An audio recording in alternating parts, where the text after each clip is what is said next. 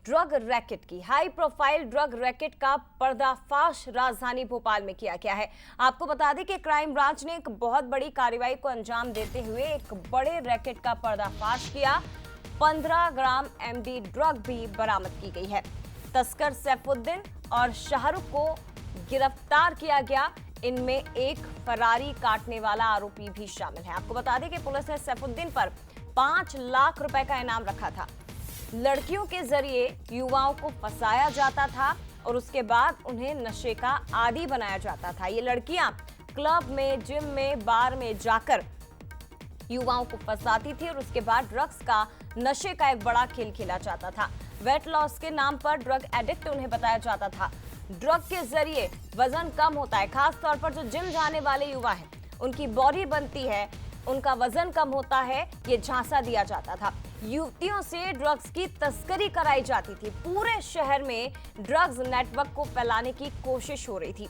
आपको याद होगा कुछ समय पहले राजधानी भोपाल में ही एक बड़ी फैक्ट्री का खुलासा हुआ था। एक नशे की बड़ी खेप वहां से मिली थी। लेकिन इंदौर के बाद अब भोपाल भी देखिए नशे के सौदागरों के लिए फेवरेट डेस्टिनेशन बनती जा रही है।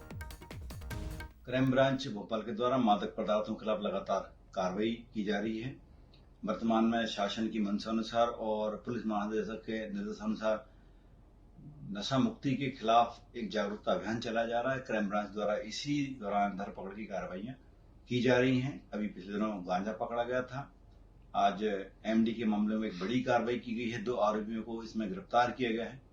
14 ग्राम से अधिक एमडी इनके पास से जब्त किया गया है।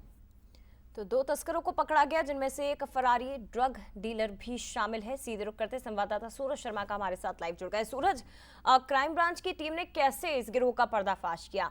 क्या टीम को इनपुट्स मिले थे? कैसे पुलिस को सफलता मिली और आगे अब क्या कार्रवाई की जा सकती है नशे के खिलाफ?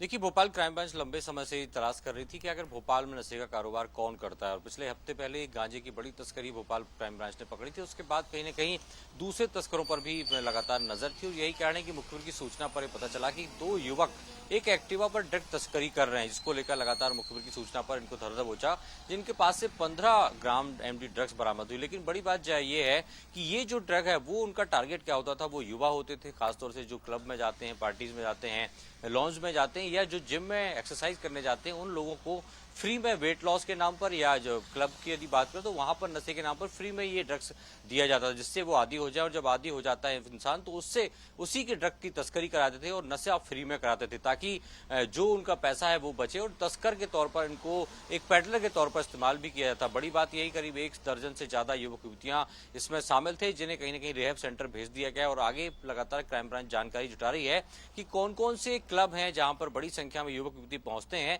जिनके टारगेट पर ये जो नशे के कारोबारी हैं वो इनको करते थे और ड्रग सप्लाई किया था। क्योंकि इसके पहले भी हमने देखा, पिछले साल ही अक्टूबर 2024 में बड़ी जो ड्रग कैमडी ड्रग बनाने की फैक्ट्री है वो भोपाल में उस छापामार कार्रवाई में उसको निस्तेनाबूद किया था। तो माना जा रहा है कि बड़ी संख्या में जो ड्रग है वो बाहर अलग अलग राज्यों के अलावा मध्य प्रदेश में खासतौर से युवाओं के कॉलेज, पब की बात हो, क्लब की बात हो या जिम सेंटर्स में सप्लाई होता नजर आता है।